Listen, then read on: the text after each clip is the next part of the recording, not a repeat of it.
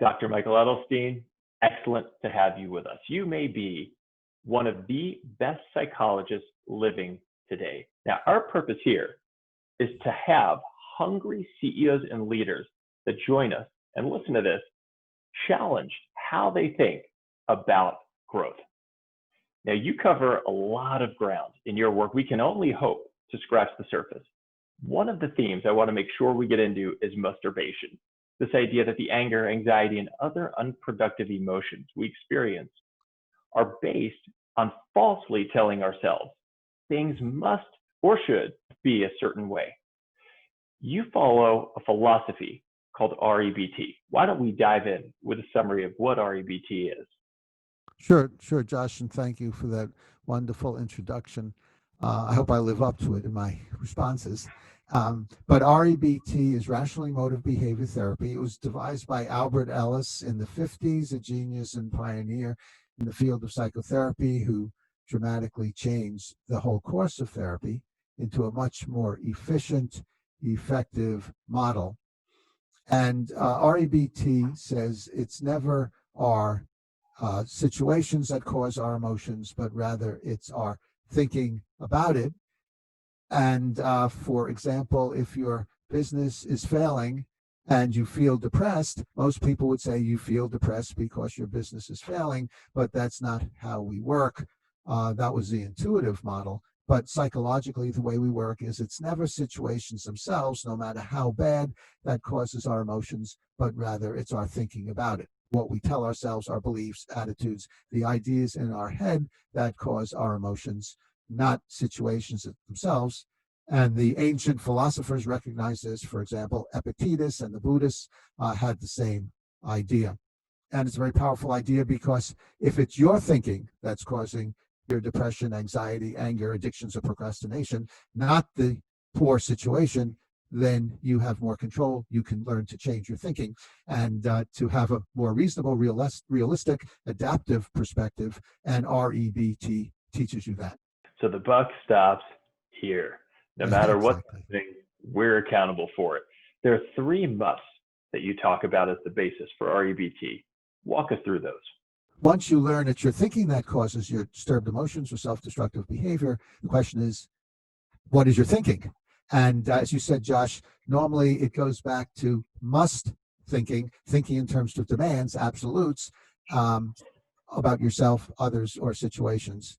And Albert Ellis identified three core demands that cause emotional disturbance, and those are all inclusive. Those are the only ones. So once you're feeling anxious or depressed or angry, look for one of those musts, and that will diagnose what your problem is, what you're thinking.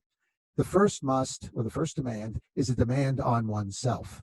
And that takes the form of, because I strongly prefer to do well and get approval, therefore I absolutely must, I have to, and if I don't, this proves I'm no good, I'm worthless, I'm a failure. And that leads to depression, anxiety, shame, embarrassment, guilt, jealousy, hurt, and a whole host of common human emotions.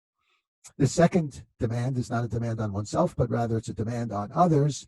And that takes the form of, because I prefer you treat me well, kindly, courteously, lovingly, understandingly, etc.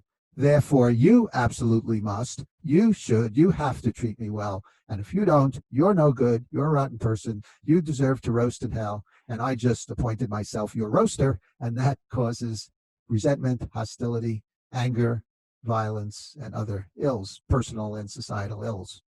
The final must is not a demand on oneself or others, it's an impersonal demand, and that takes the form of, because I strongly prefer my life be fair, easy, and hassle-free. Therefore, it absolutely must, it has to go well, and if it doesn't, then my life is horrible, I'll be miserable forever, I might as well bury myself or escape in addictions or put things off and not face the discomfort. So those are the three main musts, and your task in overcoming your emotional problems is identifying and uprooting those musts by, as I said, questioning, challenging, contradicting those musts again and again and again. So you use the same learning process that we use to learn most things.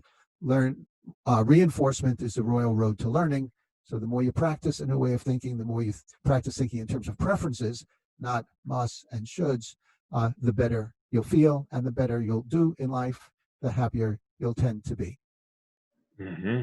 And you provide a simple roadmap, which goes A, B, C, D, E, F, to walk people through how to do this. I had a chance to experience that firsthand with a strained relationship I had with my sister, which you helped go away in almost blinding and instantaneous fashion. It was remarkable how something that had actually lasted over a decade really vanished quickly.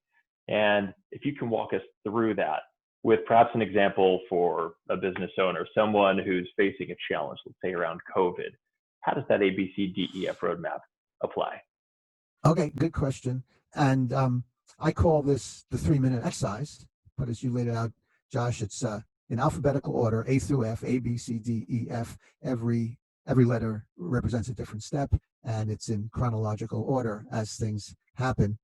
And in my book, 3-Minute Therapy, I have many examples of a 3-minute exercise in a variety of chapters on anger, anxiety, depression, panic attacks, money worries, procrastination, addictions, etc.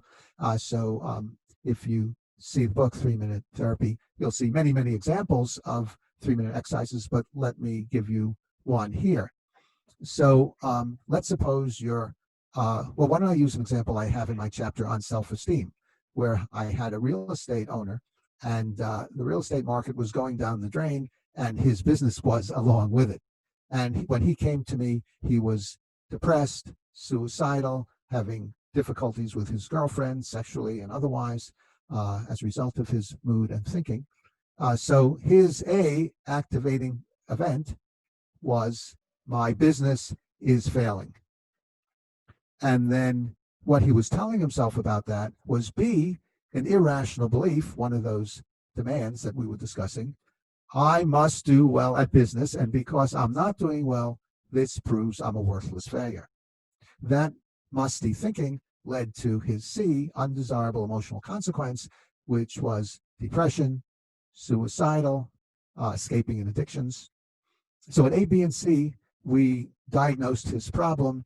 A, business doing poorly. B, I must do well in my business. C, depression and addictions. And we didn't have to put him on a couch and ask him to free associate about his childhood or anything along those lines. We just looked into his thinking, which is another illustration of what an efficient process rationally motive behavior therapy is. So we had a hypothesis, an interesting hypothesis. I must do well at business, otherwise I'm a failure. So as a good scientist, we set up this hypothesis and look for the evidence. So D stands for disputing or questioning the belief. So we get a question, what is the evidence I must do well in my business and I'm a total failure because my business is doing poorly?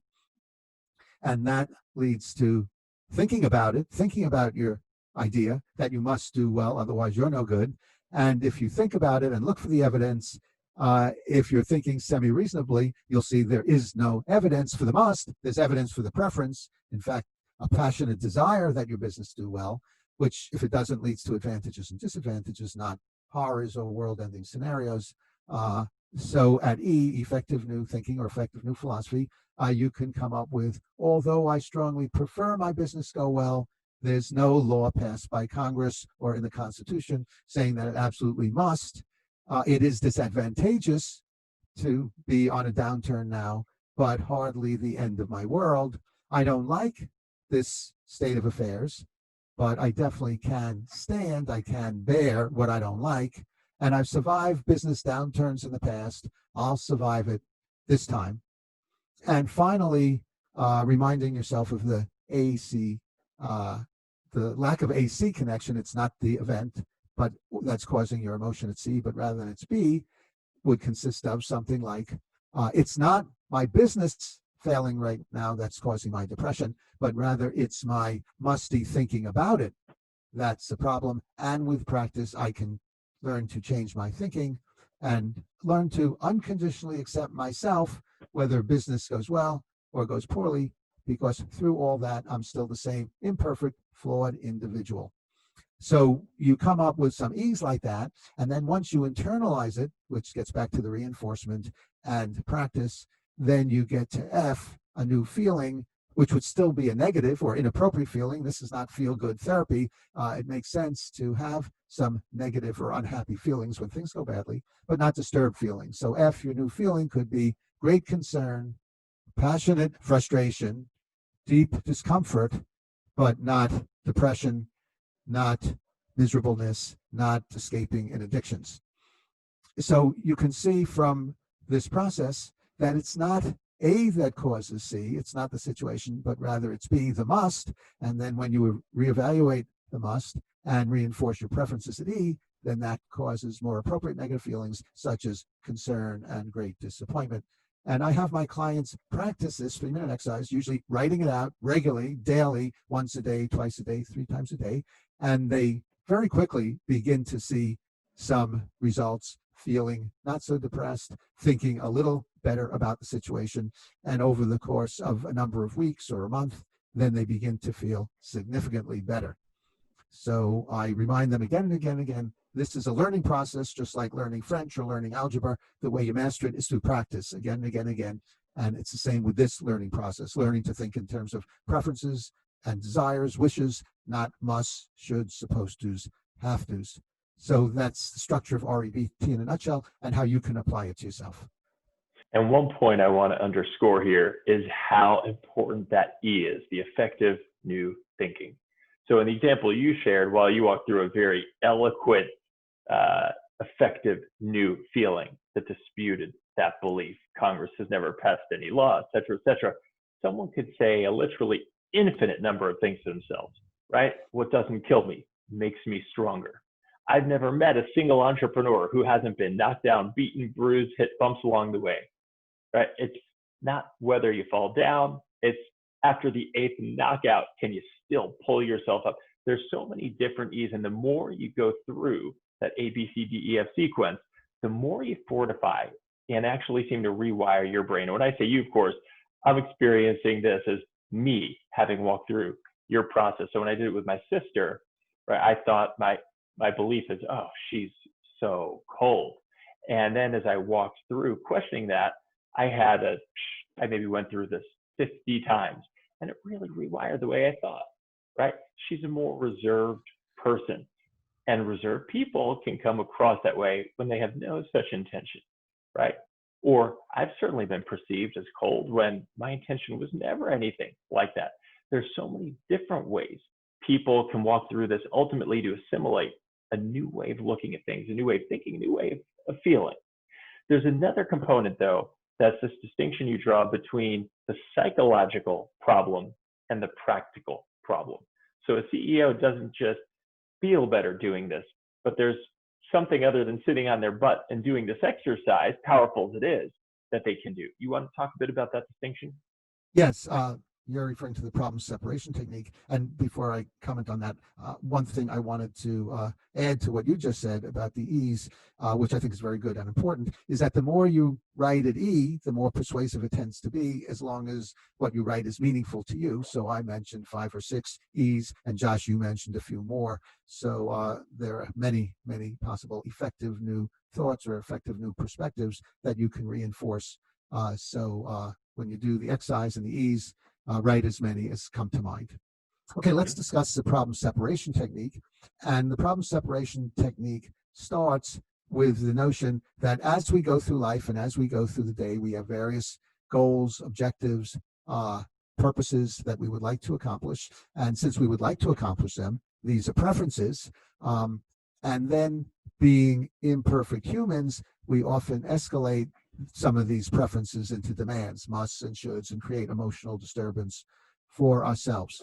So as a simple example, let's suppose I would like to get up early tomorrow morning to get to work on time. This is a practical problem that presents itself. How am I going to do that? I could use an alarm clock, or I could use a wake-up service, or I could go to bed extra early to make sure I don't oversleep. So there are various options, practical options, and I can decide which is best through experimentation, trial and error, or research, speak to others and see how they ensure getting up on time. And but then I might escalate my preference not to be late for work into a demand therefore I absolutely must not. I get anxious about being late, or depressed about the last 20 times I was late, or dread facing the day. So I've created emotional problems about the practical problem. So that's the emotional problems, and that's the practical problem.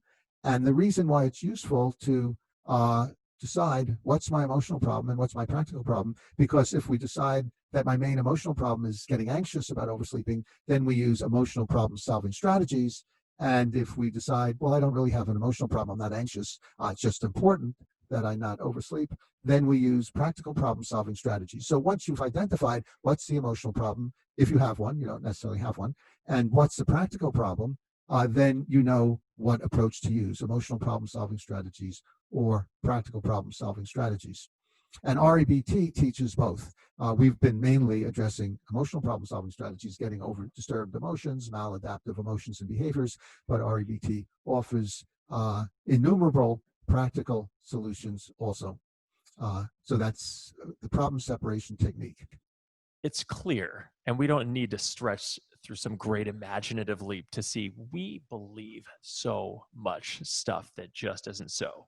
And it's been going on forever, right? The Greeks spoke about Zeus and Aphrodite and Poseidon. Those weren't myths. That was the reality back then. We now study it as mythology.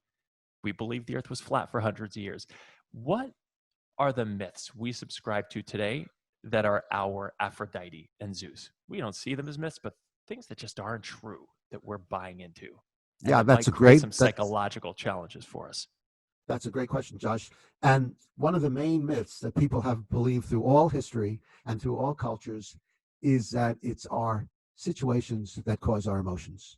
Whenever you listen to people talk about any emotions, they're always saying, it's because my wife cheated on me, I'm jealous. Or because I'm not meeting the deadline at work, I'm stressed. Or because I have the urge to drink, I'm addicted. So as long as you put the responsibility on the situation rather than on yourself as causing the problem, then you're cooked. Then you're going down the garden path to a wrong solution. So that is the main myth. And then another myth, which was promulgated by Freud in the late 1900s and is still believed to some extent today by some therapists, is that it's our dysfunctional childhood, our addicted parents, our abusive relationships when we were 3 years old that causes our emotional problems today, rather than it's our thinking today. I've had clients who told me the reason they're anxious with, say, with women is because their mother always criticized them when they were growing up. But I have other clients who say the reason they're anxious with women, these are usually single men in dating situations, the reason they're anxious talking to women is because they had a very loving mother, so they continue to expect women will treat them well, so they're worried that that may not happen. So it's not your upbringing that's causing your emotions, it's your thinking in the present. And no matter what your upbringing is, good, bad, or indifferent, if you change your thinking in the present, then you'll change your emotions. So Freud was barking up the wrong tree in telling us to look at our relationships with our parents when we were 3 years old, our Oedipus complex, our castration anxiety, our unconscious emotions and thinking. But rather, it's not unconscious at all. It's very conscious. It just means looking for it, looking for your must, looking for your should in these situations. So that's another one of those myths. A third myth is about insight in psychotherapy. And I think it was Bruno Bettelheim who wrote a book called Insight is Not Enough. So just having the insights that I'm trying to get across to people and to my clients is not enough. It means, as Joshua was saying earlier, practicing reinforcement, review, going over these insights again and again and again, as long as they're meaningful. And the more you go over them and reinforce them, the more it gets into your brain and you start thinking, feeling, and acting differently. And to help clarify that, we often have two types of beliefs, which I call level 1 belief and level 2 belief. Level 1 belief means a superficial recognition of the reality. So in the first session, when I explain these ideas to my clients, they pretty quickly see that it's their thinking that's causing their emotions, and that it's their demands, and that their demands are irrational. So they recognize that. So that's level one thinking. They have a superficial recognition of what's going on. But then to make a significant change, it means getting to level two thinking, which deeply feeling, believing, and acting on your insights. And the bridge from level one to level two, which I never tire of reminding my clients, is practice, repetition, review, going over it again and again and again. So that's another myth. So those are some of the main myths that have been promulgated throughout history that send people off the wrong track. And unfortunately, Freud, who was a fraud, set back the course of psychotherapy at least 50 years when he came up with his id, ego, superego, Oedipus complex, deep, dark, unconscious, those kind of things, free association, and didn't help at all and was quite destructive to the psychotherapy movement. And in 1955, Albert Ellis came around, the biggest myth cracker in history of psychology, and helped turn the course of psychotherapy around. And now most therapists will say they do a form of rational emotive behavior therapy, which is often called cognitive behavior therapy. And interestingly about that, in the early 60s, when I wanted to be a psychologist, and I spoke to other psychologists and psychiatrists, and I mentioned studying with Albert Ellis, they often would say, "Oh, Albert Ellis, he's has a crude mouth, and he's intellectualizing, and unless you go to the deep causes, namely your childhood, you're not going to get anywhere." So that was a common belief then. And then after Albert Ellis was on the scene and has written over 80 books, now when I mention Albert Ellis to other therapists, they often say, "Oh yeah, I do some of that. Yeah, that makes a lot of sense." So it was, in a way, a one-man revolution, which dramatically improved millions of people's lives. Wow. A lot of things people are subscribing to and myths they believe, it sounds like, that just aren't so. Why do people continue going to psychologists that practice psychodynamics and the Freudian stuff, if Jungian stuff, if it requires so much time and work? And if it's fair to say this, just empirically, I see it seems like such a waste of time. My mother-in-law is a psychologist, and she regrets that there's such a low success rate in treating people, in seeing real change. Why do people who are seeking help endure those kinds of therapies or approaches when they're hard-hitting, quick, profoundly influential things like what you just shared? Yeah, that's a good question. And I think there are a few answers to that. One is they don't know about a better approach, and there's no reason why they would, because they're not in the field and haven't studied it. So they just don't know. They're ignorant of rational emotive behavior therapy, cognitive behavior therapy, and other therapies that Albert Ellis spawned when he devised REBT. And another one is they feel good. It's nice to speak to a person, namely a therapist, who normally doesn't criticize you, gives you a lot of positive feedback about what a wonderful person you are. And you often don't get that in real life. When I was 18, I started psychotherapy because I was depressed, anxious, procrastinating, an emotional basket case. And I was hooked up with a psychoanalytically oriented therapist who was a lovely person, very nice and warm, and and didn't criticize me when I told him about all my sins, but would say, "Tell me more about it," or "How does that make you feel?" But what was happening was, at the end of the session, I felt good, but when problems came up during the week, I didn't have any new concepts or tools to work on that. And then after being in that kind of therapy for about 6 months, I discovered Albert Ellis and started seeing him and started changing dramatically initially. So yeah, so just to summarize that. So it was feel good therapy. People like to feel good. But as Albert Ellis used to say, the point of good therapy is not feeling better, but getting better, meaning not feeling better in the moment in therapy or having another drink, but getting better, changing your thinking and changing your behavior. Sorry, Josh, what were you going to say? Oh, this sounds like the kind of thing the CEO of a company would say. We don't want to spin our wheels. We don't just want people to feel like we're doing better. We want real progress. To what extent have companies bought into this philosophy that you share? Well, I think everybody's bought into the opposite philosophy, that it's a situation that causes our emotional problem, and drinking often is a problem in companies with employees who have drinking problems. And and even when they see it's our thinking, that's very rare, they don't see that's a must and shoulds. So I think that's the main thing that companies have bought into, and it would be great to have for them to have more people steeped in REBT like you and I to speak to them and to teach them a different way to look at things, the 3-minute exercises to work on things.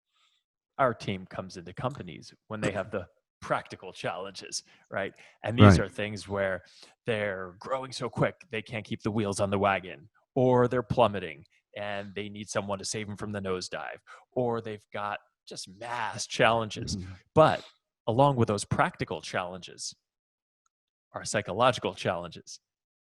And we don't really touch those. We just help with the practical. And the natural byproduct is happiness, right? But Right. we see people make some really bad decisions with Yes. some really significant fallout because of the psychological problem they haven't addressed. So I could certainly see an impact to what you're sharing.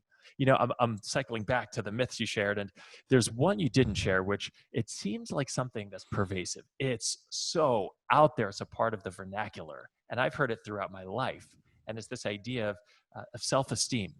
And it's always felt wobbly to me, this idea that you're special because you're you. And I hear these things being kind of parroted now with my kids in school, and them dealing with different adults, different points. It feels very shaky.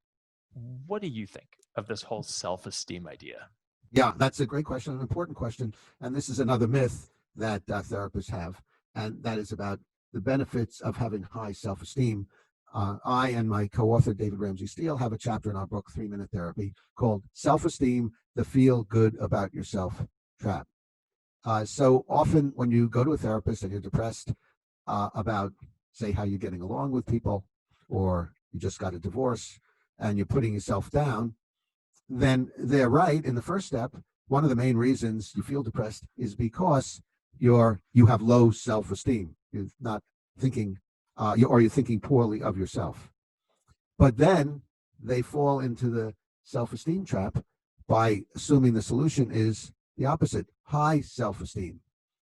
The problem is self-esteem, whether low or high, comes from taking our ratings of our behavior and overgeneralizing to ourselves. So, for example, I rate my work at my profession is poor. So that's a rating of how I'm doing. Say I'm not getting any clients, for example.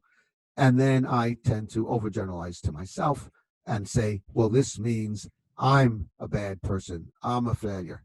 And that leads to low self-esteem. Or on the other side of the coin, I'm doing well at my profession or at running races. And that's good to evaluate how you're doing, because if you're doing well, then you could try to maintain that. If you're doing poorly, then you'd want to figure out how you can do better. So rating your performance is very important, but then going from there to your total self, therefore, I'm a loser, I'm no good, doesn't help. So the solution is giving up self-rating. Refuse to rate yourself, your total self, your essence, your being, based on the rating of your behavior.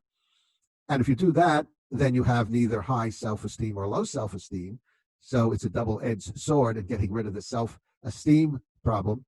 And what's left is unconditional self-acceptance, accepting yourself as the flawed, imperfect human you are, whether you do well or poorly or not at all. All through that, you're still the same person, and you still have the potential to improve if you're doing poorly, and you still have the potential to screw up if you're doing well, which highlights another problem with high self-esteem. If you think well of yourself because you're doing well, then that often leads to anxiety about the future, because you're thinking, well, what if I fail? Or what if I screw up on the job? Or what if my company downsizes and I lose my job? Then I'll be back to worthlessness if you're a self-rater. So you would tend to get anxious about the future. So it doesn't work, and it doesn't follow logically that if you do poorly, you're a poor or bad person.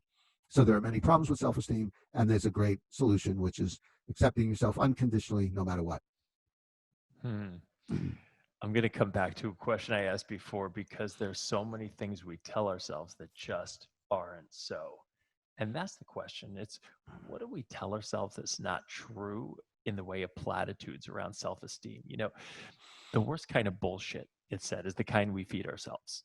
And we do it all the time, especially as entrepreneurs, as CEOs, because we're salespeople. We're always out there telling the story. And it's hard to turn that off. And then we sell ourselves on something that just ain't so. Right. And there are all these platitudes that seem to fly around uncritically. I'm sure they pass through me and I've said them to my kids.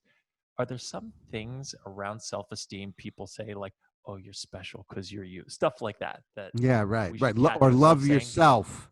A problem with loving yourself is that's self-rating. I love myself because my wife loves me and my kids love me and my dog loves me, so I can love myself. But again, that's rating how people feel about you and your dog feels about you, which is fine. And then rating your total self, saying that evaluation of how I'm doing or what people think of me is the evaluation of my total self, which it isn't. And one of the main reasons is people are not static. People are not a product. Our behavior is a process. Humans are a process. We're always changing. So if I failed many, many times to win the race, that doesn't mean I'm a total failure as a runner. I could possibly win the race in the future, or in my case, get older and be in an older age group and then be more likely to win the race. So again, there's that problem of rating oneself rather than rating one's behavior, and that is a particular myth that people have had again through all history. One of the issues there, Josh, is called the seen and the unseen, and this is a phrase from economics. I think Frederick Bastiat came up with this phrase, the seen and the unseen. So what you see is your poor behavior or your good behavior. That's evident. You lost the race, you got fired, your husband or wife criticized you, so that's what you see. So, but what you don't see is that you're always human, never a god or a devil. It's easy to think that someone you don't like is a devil, but you don't really see what's going on and what the process is in living orgasms. So it's easy to focus on what you see and then overgeneralize about that. That's a particular issue in what we discussed earlier in terms of holding your childhood responsible for your behavior as an adult or your emotions as an adult. What you see is how your parents treated you as a child. They treated you poorly or they treated you well.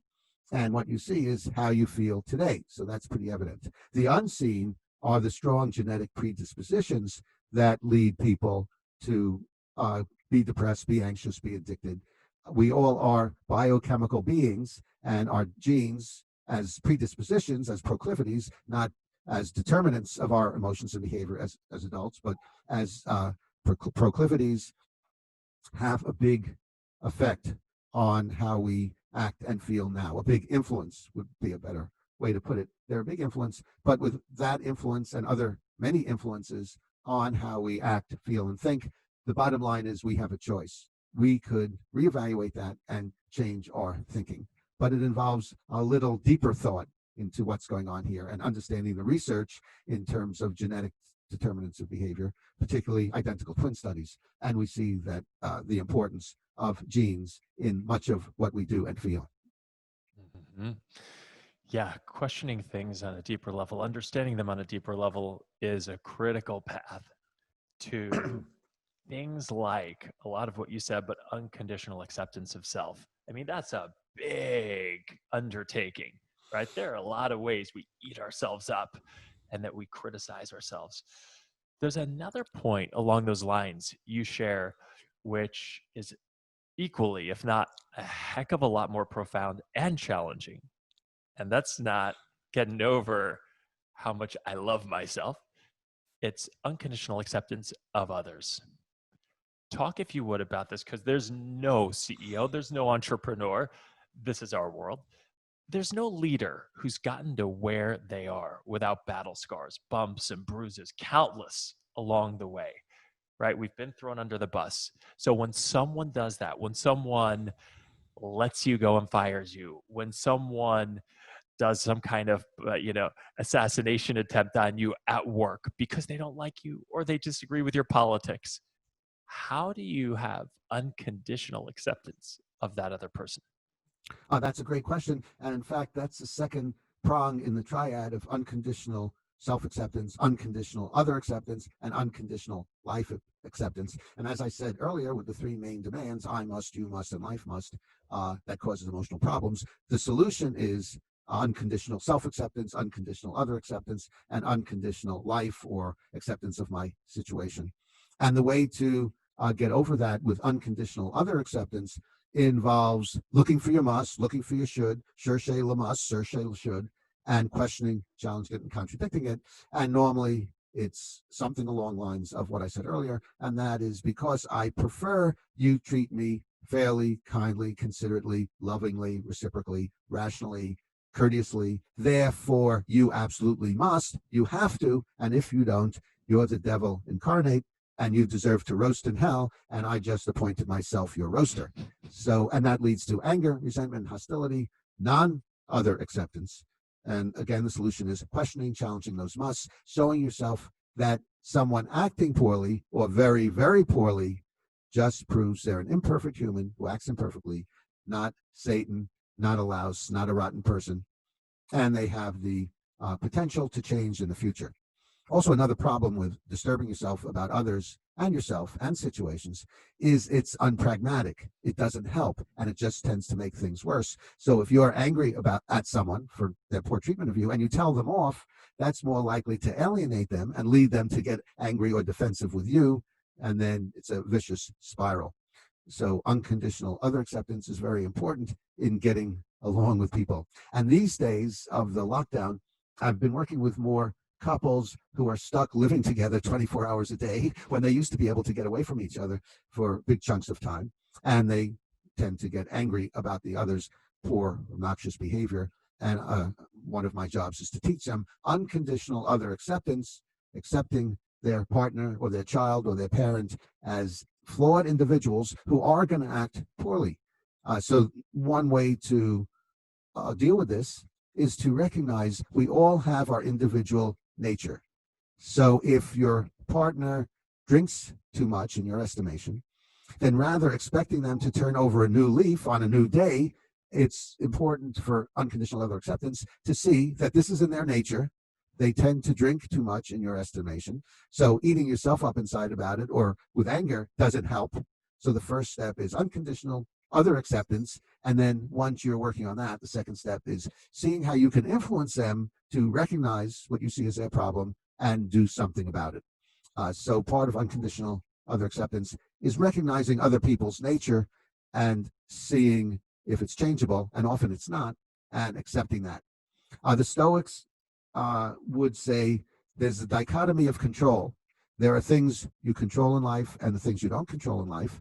So recognize what you don't control, and you don't control another person's behavior. That's not to say you can't influence them. You often can influence them, but often not also.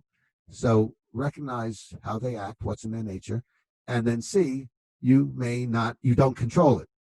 And that if you accept the fact you don't control them, you have hard enough time controlling yourself, but you certainly don't control other people. You can't influence them, and accept the fact that there are certain things out of your control. So you might as well not rip yourself up inside about it. I know it's not a sermon, but I mean, it jibes so much with the reality. There's this idea that you shared in your book, which is we tend to spend too much energy trying to prove ourselves instead of just doing well and enjoying ourselves.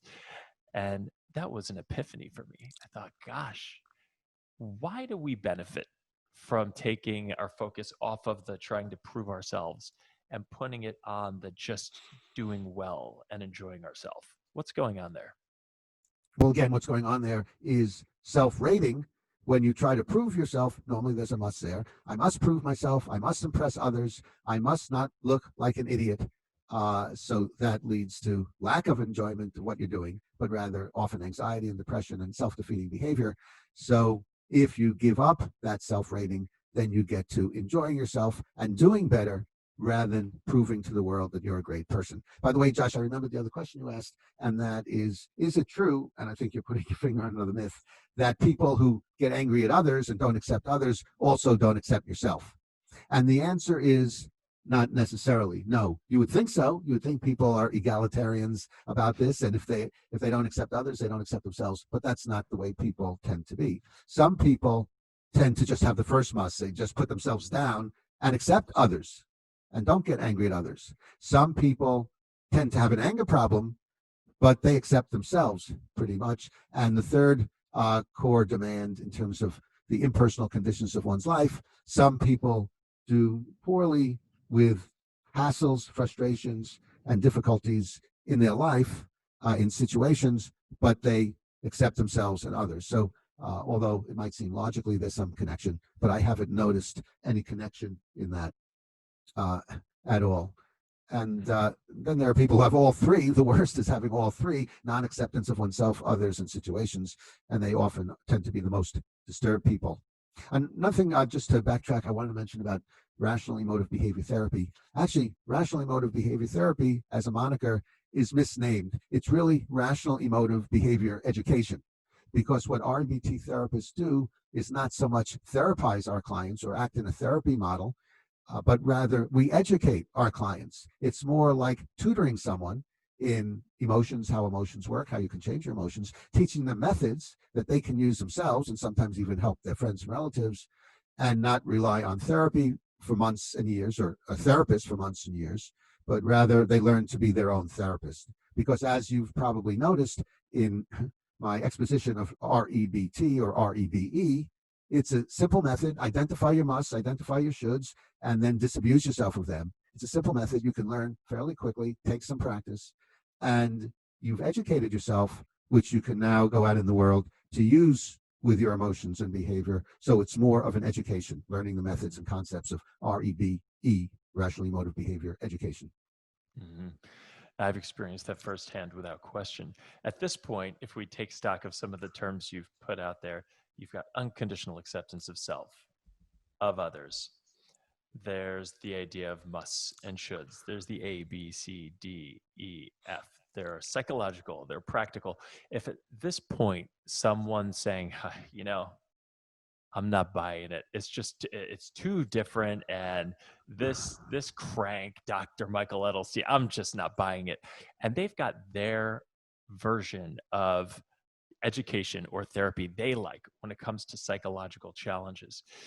I'm curious if there's something that they could take from this, and thinking through that question a different way.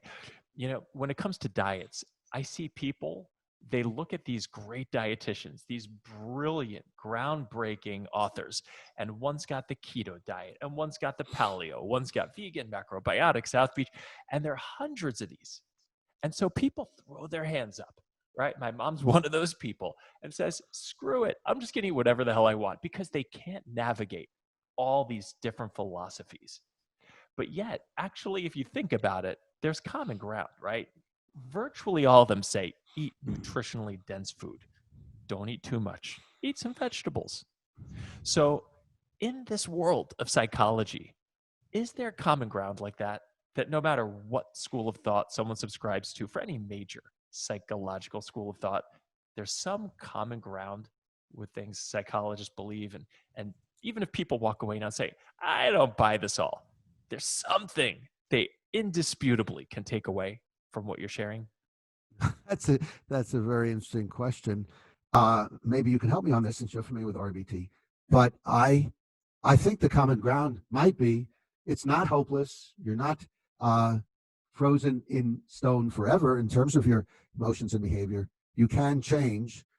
Maybe that's the common ground. But then when we get into what the problem is and how to change, I don't see much common ground. Another one might be, this might be somewhat of a stretch, is that the bottom line is it's in your thinking. Even Freud, although I don't know if he ever stated this, by his teaching and actions, seem to believe it's in your thinking, because with his psychoanalysis, he tried to change people's thinking in a very perverse way, but he was trying to change people's thinking. So maybe that's a common ground. It is in your thinking, look to your thinking.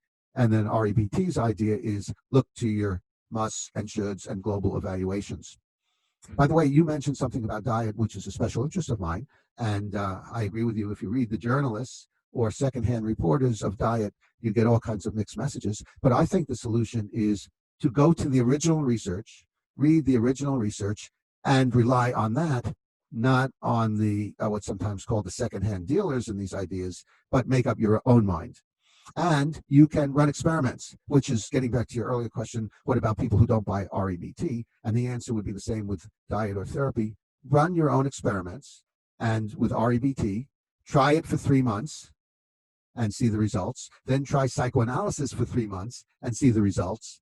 And also, part of the results is how much you're paying out and how much independence you gain from using these methods, and how much you learn to be your own therapist and use it for the rest of your life. So those are some of the dependent variables to look at.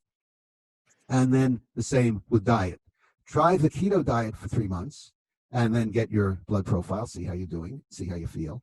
Try the whole food plant-based diet for 3 months, see how you're doing, and see what your blood profile is, etc. You could try these different diets, and just doing the worst diet for 3 months probably won't kill you, and look at the results. So you can run tests and experiments on yourself in a lot of these subjects.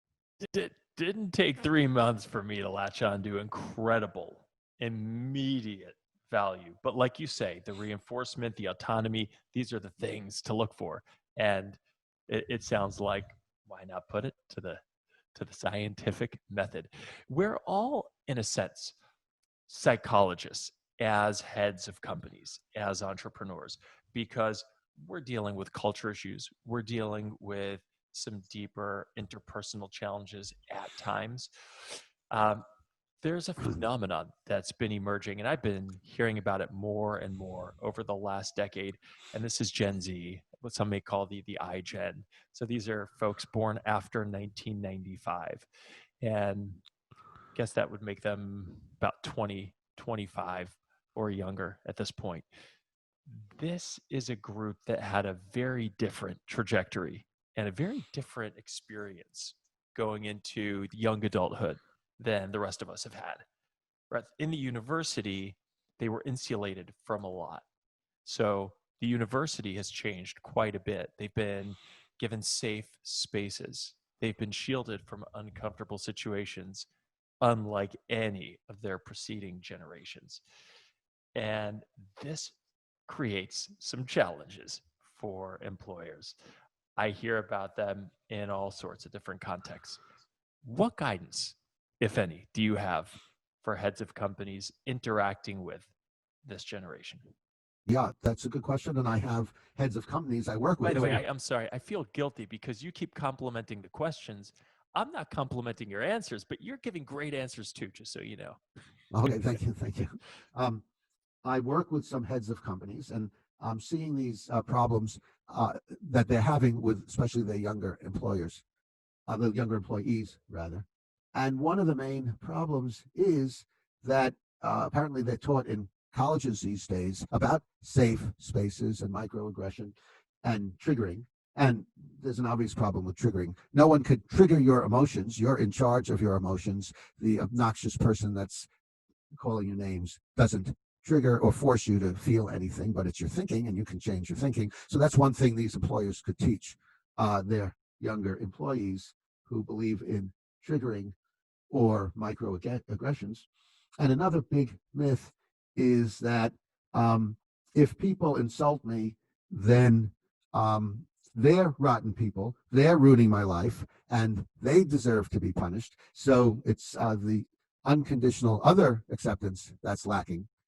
And then they could teach their employees, actually this would go for all employees, all these things too, unconditional life acceptance, that sometimes life is hard. Sometimes you're asked to do things you don't want to do. But there's no law, which they might have mistaught you in college, that life should be easy, that you should get what you want without hard work. So this is one of the things that a lot of graduates hit in work, that it's not so easy. They're not coddled the way they were in college, and they can learn to deal with that if they want to do a good job. So an unconditional self-acceptance is important because there's this myth that younger people seem to believe even more than older people, but older people believe this myth also, and that there's something rotten about you. If people degrade you, that changes you, and it doesn't change you. You may not like it. I'm not saying it's wonderful if someone treats you sexistly or racistly,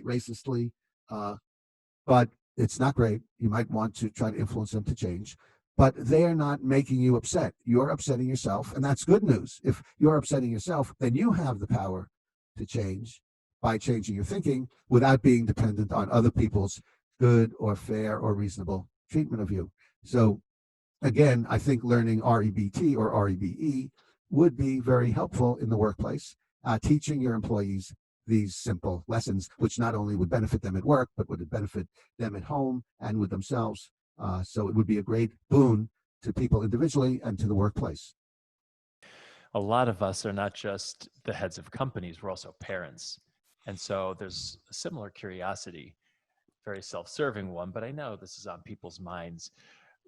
What can we do as parents to avoid coddling our kids? Because a lot of heads of companies have achieved a degree of security in their lives, and then they want to, and a lot of us have been through rough times. I mean, our world, when I say visionary, this is someone who's a risk taker. It's someone who builds from scratch often, someone who gets outside their four walls and they travel around, whether it's the globe or, they're out there. They're putting themselves out. They're building big new relationships and often getting just dropped on their head. They're falling flat with their propositions.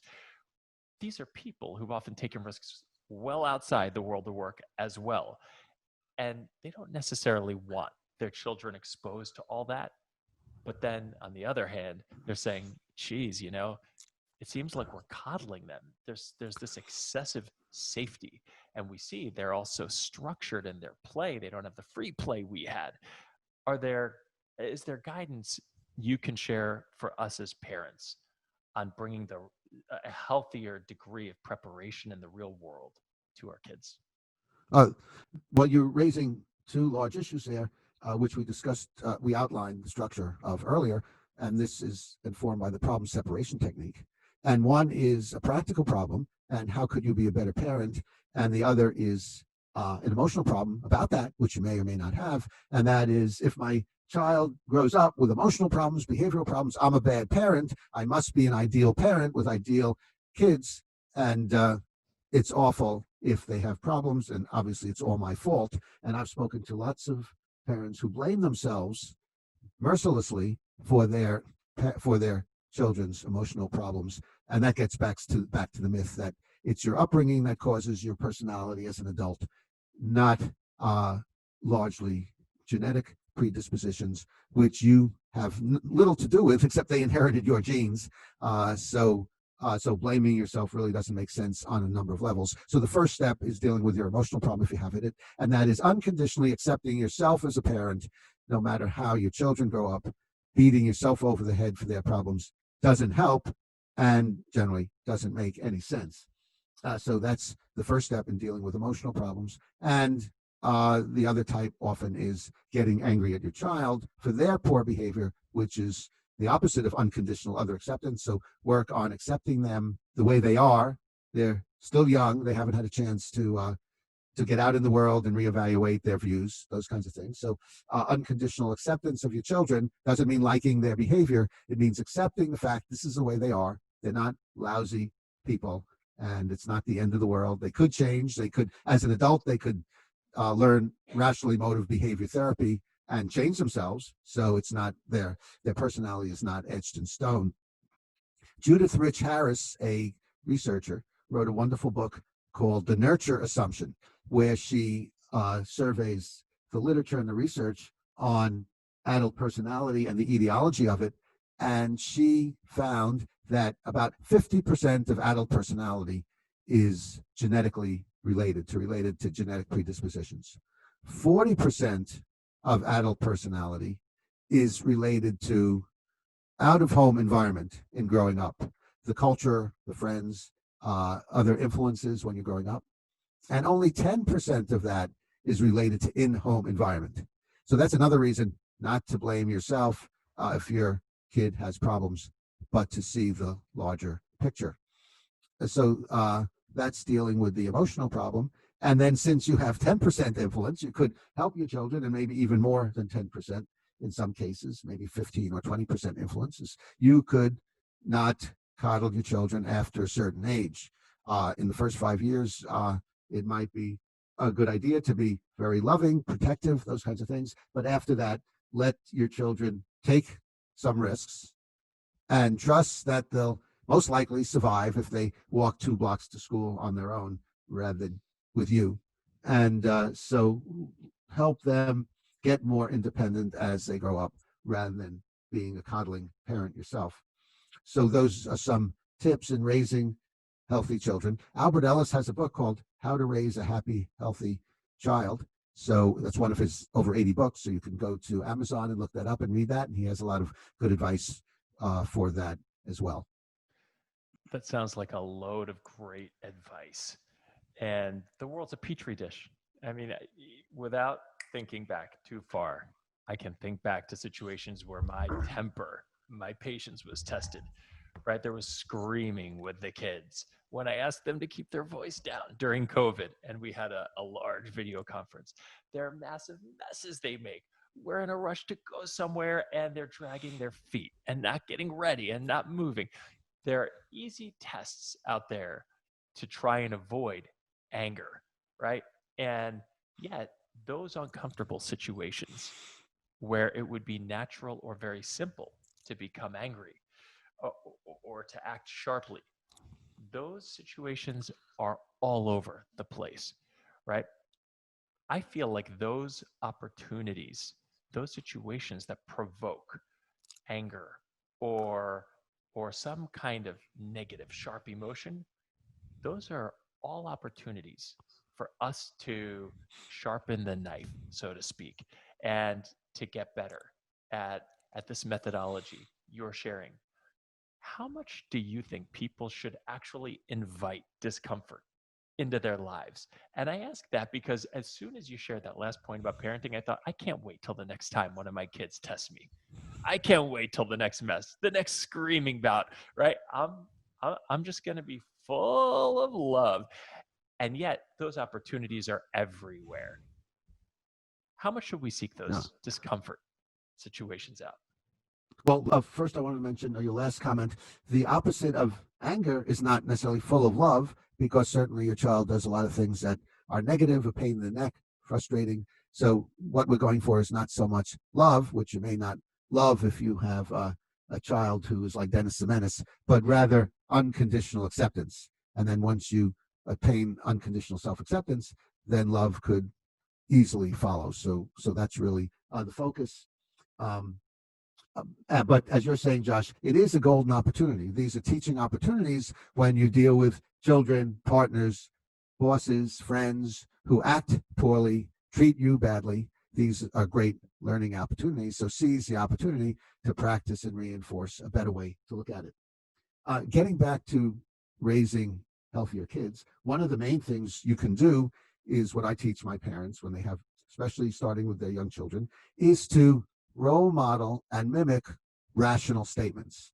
So if your child spills the milk, you could say, well, that's frustrating to spill the milk, but you're not a bad kid.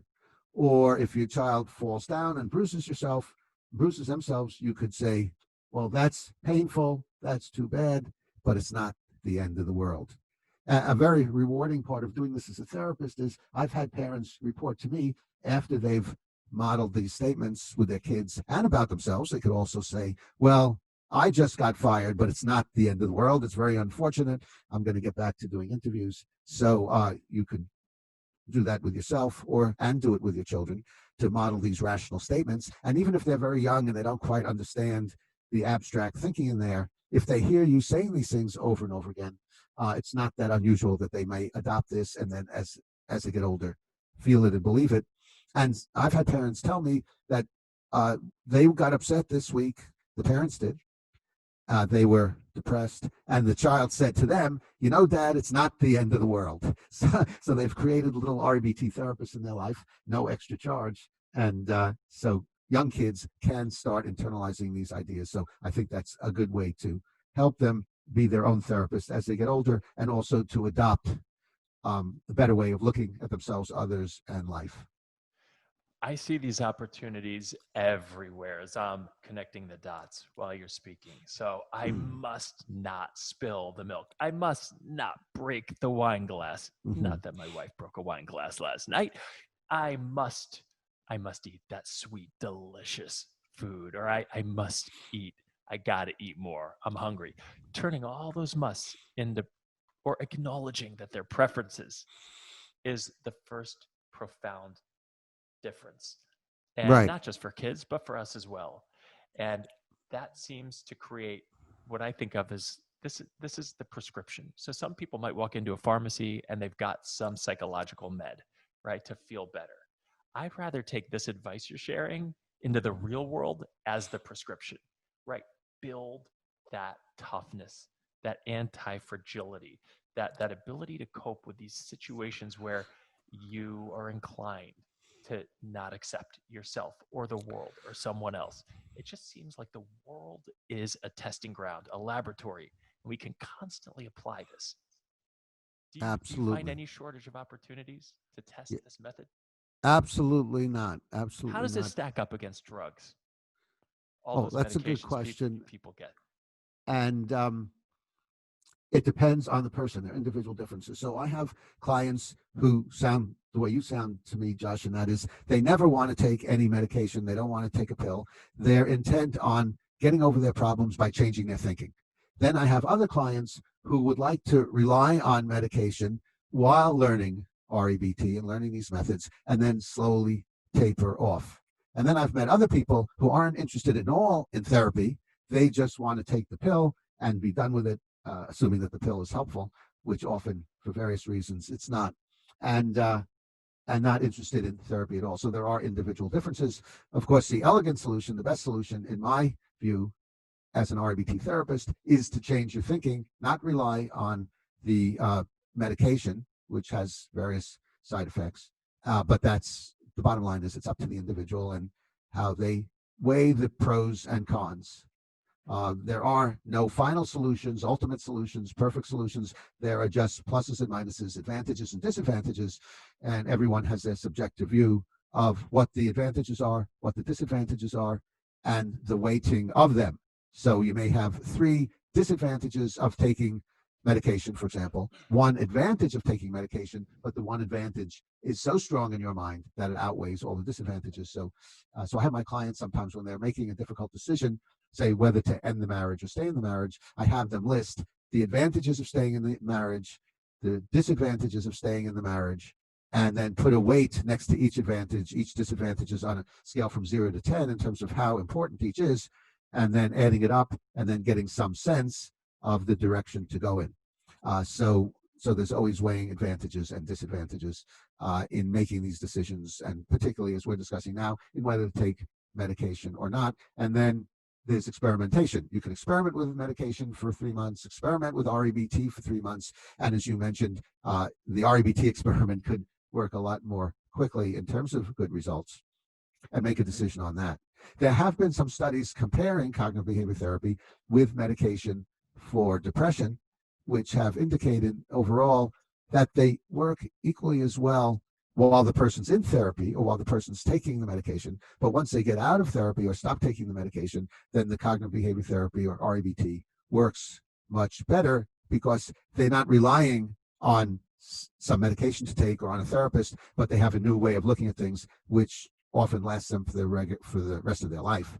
Whereas most people don't want to take medication for the rest of their life because of side effects, because they get a tolerance effect, those kinds of things. So the bottom line is there are individual differences in that. And in terms of what's the best way to act in situations, it's important to consider individual differences. And another problem I have with a lot of therapy is it tells you what the right way is to behave, rather than recognizing that maybe it's the right way to behave for the therapist in that situation, but not necessarily for the client who has their own values and weighting of values. Mm-hmm.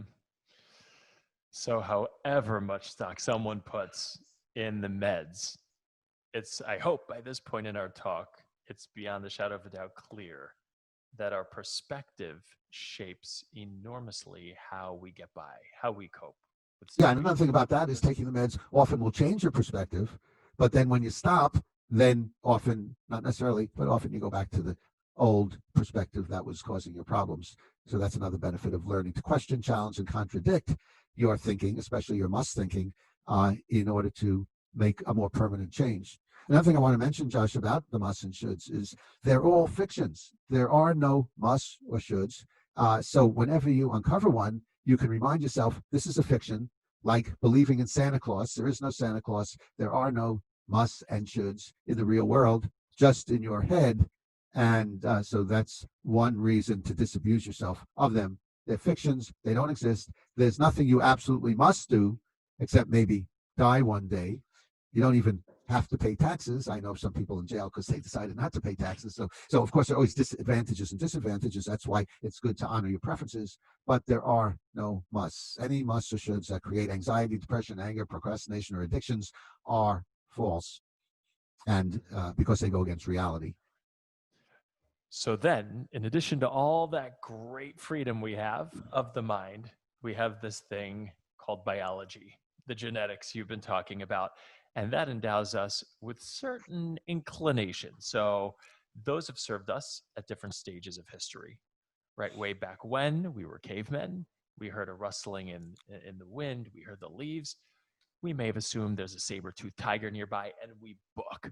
And if we're wrong, we waste a little time. If we're right, we escape with our life intact. Maybe, just maybe, right? Right. That kind of overgeneralizing is something that becomes perhaps less valuable. And we even see it playing out now where more nuance could be helpful. It could create much more peaceable and perhaps more effective ways of dealing with things. Are there other ways you can think of that biology has basically screwed us up in today's day and age or impaired our ability to have healthier relationships with others and ourselves? Yeah, what immediately comes to mind, Josh, is diet, and that is when our brains were being forged over millions of years, we had the tendency to go for what's sweet, for example, because when things were sweet, they were generally healthier. So the sweetness was a good tip off to whether something's healthy or not. But these days, since we still have this tendency to go for what's sweet, and we have all this junk food available with added sugar in it, and processed food, then it's easy to give in to our biological predispositions to go for what's sweet. And there are many people addicted to candy and cake and cookies because they have this tendency, and then they give in to the tendency, and that's where the musts come in. Because I have the urge for ice cream, therefore I absolutely must satisfy my urge, rather than I would like to satisfy my urge, but I have a greater preference. My larger preference is to be healthy and lose weight, so I'll act on my greater preference and then not act on my lesser preference to have something that's sweet. So if you give up your musts, which tend to magnify the lesser preference, to have the sweet in the face of the health consequences, then you can act on the greater preference. But one of the things must does is it tends to take a lesser preference, magnify it, and then that outweighs the greater preference, in this case, to stay on a healthy diet. So that's another way that our genetic predispositions tend to get in the way, but not insurmountably. We can still decide whether we're going to act on these predispositions, these tendencies, these proclivities, or not. And that's where rational emotive behavior therapy comes in, to teach you how to face discomfort and live with discomfort, rather than always trying to satisfy your uncomfortable feelings for the moment. Albert Ellis used to say, life consists of one frustration after another. It always has and it always will, and there's no reason why it should not be that way. So since this is a fact of life, the sooner you learn to accept discomfort, accept frustration, and then make a more reasonable weighing of the pros and cons of giving into it or acting against it, the better, the more your life will be improved, and the more productive you'll tend to be, the happier you'll tend to be also. So we should accept discomfort. We should accept frustration. But what about anxiety? Are there instances when we should welcome anxiety? Yes, that's a great question. And that leads to another REBT concept, which I haven't discussed yet. And I have a a whole chapter in my book, 3 Minute Therapy, about this. And this is called Secondary Disturbance. And the subtitle for this chapter is Getting Upset About Feeling Upset. So humans have this tendency when they're feeling upset, say anxious, to escalate their preferences. I prefer not to feel anxious into demands. Therefore, I absolutely must not feel anxious. So I'll avoid all kinds of activities, public speaking, applying for a job, giving up my alcohol problem in order to avoid the anxiety, which I must not feel. So you think about public speaking and you recognize you might feel anxious while doing the public speaking, and then you get anxious while thinking about that. What if I get anxious? I must not get anxious. That would be terrible, awful, and horrible if I got anxious. So you made yourself anxious about being anxious.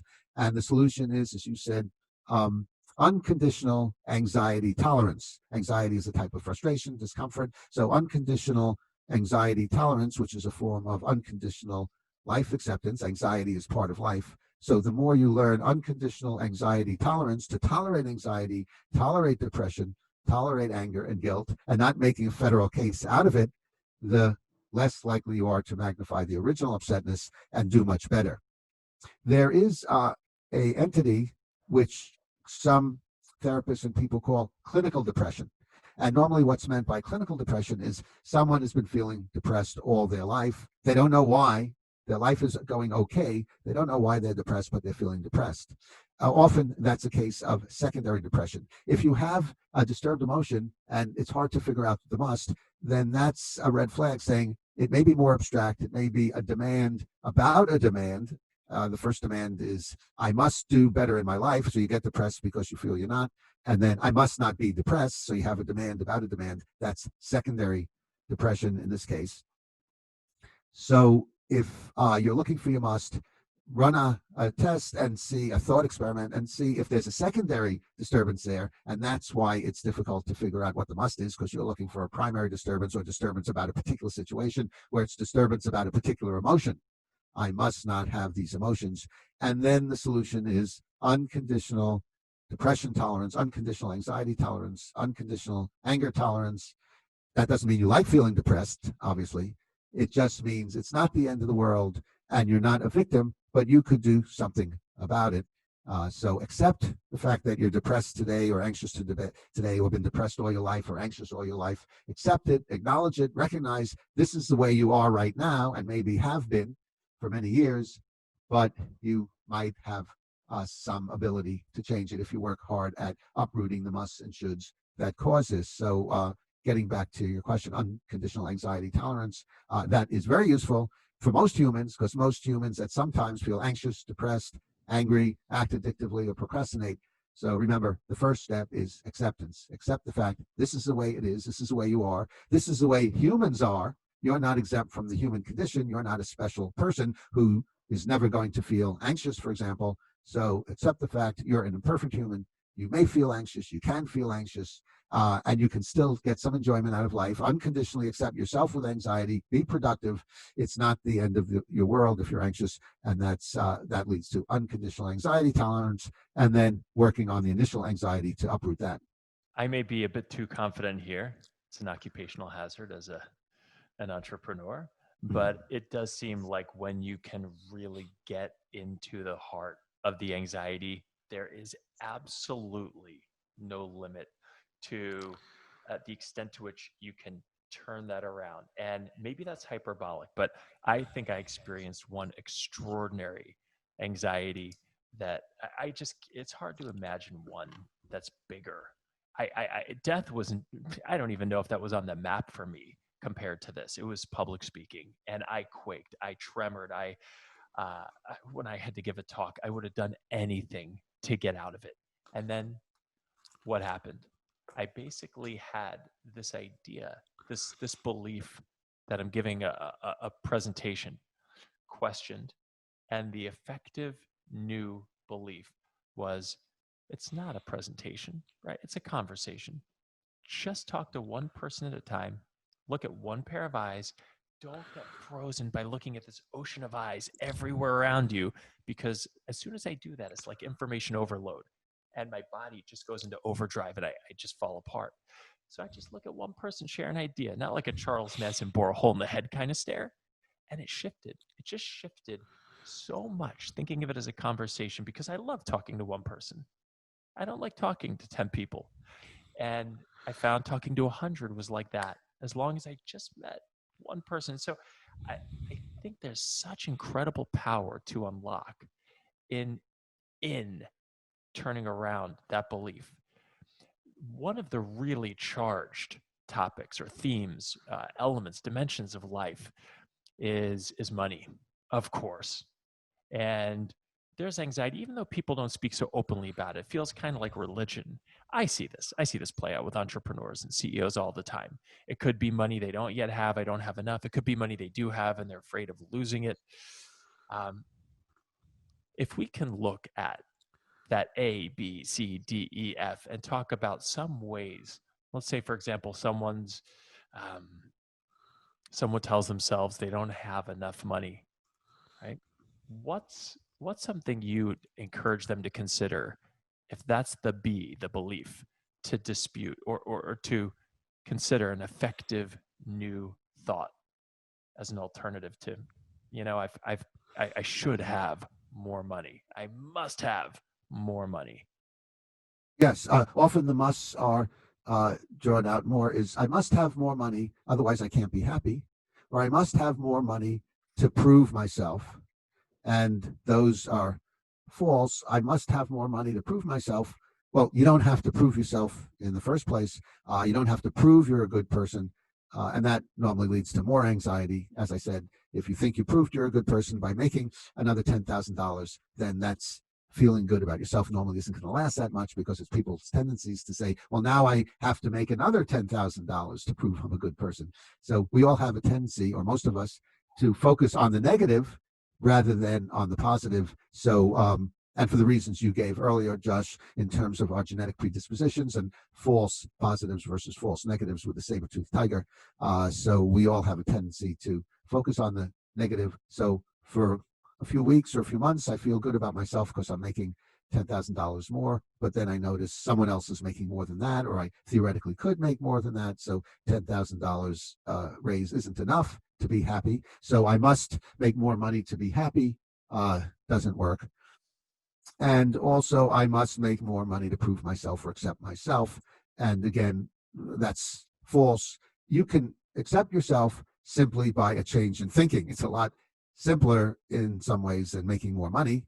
And in RBT, we say it's simple to change your thinking. It's a very simple process, but it's not easy. It takes practice, repetition, reinforcement, sticking to it, never giving up, and looking at situations as challenges to work on changing your thinking rather than shrinking from challenges. So those are two aspects of money worries.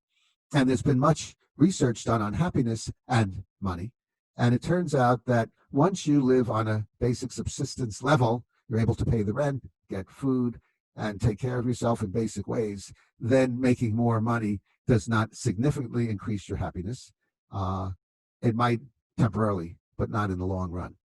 So that's some empirical evidence that for middle-class people or wealthy people, anybody living on a subsistence level is generally not going to get much happier by earning more money. So you can remind yourself of that. You could get much happier by changing your thinking and disabusing yourself of your demands, which would tend to be much more effective than earning some more money.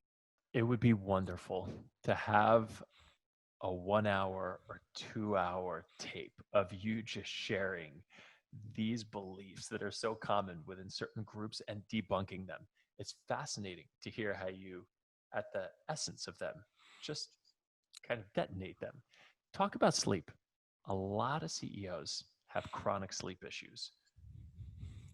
Obviously, if I ask for a solution or pointers to the solution, the breadcrumbs, you're going to bring it back to some kind of beliefs they have or insistencies they're lodging upon themselves. What would you say to someone who has sleep issues? Oh, the first thing I'd say to them is use a problem separation technique. Is it a practical problem? And the nature of a practical problem is one example is someone who's had insomnia problems all their life, and they don't disturb themselves about it, but they're very unhappy about it. And if it's a practical problem, then just try to learn some practical strategies, good sleep habits, or even go to a sleep clinic and where you sleep there, and you have electrodes attached to your brain, other parts of your body to see what's going on. And in those cases, medication might be the best way to deal with it. Not necessarily prescription medication, but sometimes melatonin, or some people smoke pot before going to bed to help them. So other kinds of solutions. So that's the practical part. But often people have an emotional problem, which paradoxically is telling themselves, I must sleep, and they keep looking at the clock. Oh no, I've been up for an hour, I've been up for 2 hours, I have to sleep, I must not be exhausted tomorrow. And the more they do that, the more they keep themselves awake. So the solution there, the first step, is to unconditionally accept frustration, hassles, difficulty in life, in this case, particularly your sleeping life. And if you don't get a good night's sleep or a few good nights' sleep, it's not the end of the world. You'll be exhausted tomorrow, and you may not perform as well. Although often, when my clients get feedback from others say they're doing just as well as they did when they got a good night's sleep. But that may not be the case, and it may not seem that way to you. But it's not the end of the world. And often, when your body is fatigued enough, it'll sleep. So that's natural. But if you're worrying about this and disturbing yourself about this while you're not sleeping at night, then that tends to exacerbate the problem. So it's good sleep habits, which is normally try to get to bed at the same time and get up at the same time every day. And with some people, don't use screens an hour before going to bed. With some people, not everyone, it's having a dark room, not allowing yourself to look at the clock. So there are these various practical interventions. But the first one is to look for your musts, look for your shoulds, and see if that's keeping you up. So that's a two-pronged approach: the practical problem and the emotional problem to deal with sleep issues. Mm-hmm. And if we turn the dial a bit from anxiety to anger, in your book, you quote the Dalai Lama. He says, no, anger is never something that's good to feel. So if there's ever an instance when anger might have been something that's healthy or very relatable, I think of my grandparents. They endured the Holocaust, and their families, in the worst imaginable ways, perished. And yet, well, actually, trace forward about 14 years ago, I went to find out what happened. They wouldn't tell my mother. They didn't really share their story with her. And so I asked if I could interview them and learn the story. And my grandfather said no, but my grandmother, said yes. So I arrive. It's an hour and a half drive. And she tells me she can't tell the story. Too painful. Just come back tomorrow. But okay, went home, came back the next day. And sure enough, my grandfather starts screaming at me. He says, do you have any idea what you've put your Bobby through? She woke up in the middle of the night last night screaming as she trudged up these memories just to share the story with you. And here I am trying to preserve their story and understand their story. But he always had this lingering anger whenever the topic came up in any form. While she experienced pain that night, she was always much cooler. And it always struck me that she brought a wisdom that, though I love them both incredibly, that he lacked. It does seem like the anger she didn't have and that he did, it seemed like there was something much smarter about her approach. But is anger always bad, even in those darkest, deepest, goriest situations? Well, with the Holocaust survivors, you illustrate another way anger is bad, that if you focus on the situation you were in when you were in the Holocaust concentration camps or your relatives were, that's going to tend to make things worse. There was a study looking at Nazi concentration camp victims and how their life fared after that. And it was found that there were one group that was still depressed about what happened. And they would think about it, go over it in their minds, and dwell on it. And the other group, who were having a good life, they didn't think about it. They put it behind them, and they didn't focus on it. and therefore that helped them immensely. And this leads to another practical strategy you can use when you're feeling depressed or anxious, and that is distraction. So distraction isn't first best, it's not the elegant solution, giving up your musts and shoulds, but some people use distraction as a reasonable alternative to anxiety and depression, just not thinking about it. I have a good friend named Marty Nemko who's written many books on careers. He's a career counselor. He has a radio show in the Bay Area, and he tells a story about his father who was in a Nazi concentration camp. And when he was a teenager, Marty said to his father, you know, you're in a concentration camp and I never hear you talk about it. And his father said, they took away 5 years of my life. I'm not going to give them 1 second more. So he lived a reasonable life by not thinking about it. So distraction could be a very powerful technique. There's also the case of Viktor Frankl, who also was an inmate, a victim of this. And he wrote a book called Man's Search for Meaning. Viktor Frankl was an Austrian psychiatrist. And what he discovered was when he was imprisoned and there were other prisoners all around him, very depressed, suicidal, dying. And Viktor Frankl decided that the way to deal with his emotions was to change his thinking and define some meaning in his life as a result of being there. So he decided the meaning he would create for himself was helping the other inmates. As a psychiatrist, he had some tools to do that in terms of talking to them and helping them find meaning in the experience. So that's another illustration of how changing your thinking can change your life dramatically, especially your emotional life. So this gets back to distraction, not thinking about things, which is okay if it works for you. And there are individual differences. Some people prefer to use distractions, some people not. So it's up to you. And again, experimentation with different strategies will tell you what works best for you. Mm-hmm. Hearing that makes it seem all the crazier when you look at all the raging going on these days. And it seems like so many people are on the offense, so many people on defense. And I think of our community of CEOs, and so many of them seem to just reflexively, almost mindlessly, be reacting to what's going on. I'd love to hear if this is something that you've given some thought to, what kinds of psychological or practical solutions they could be considering when you hear so many charged terms like privilege and racist and things being thrown around out there, and yet with so much anger.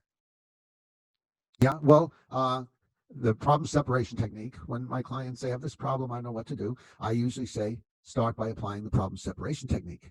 So there's a practical problem, and that is different people have different political views, and they're angry at you. That's their anger is an emotional problem for themselves, but for you, it's a practical problem.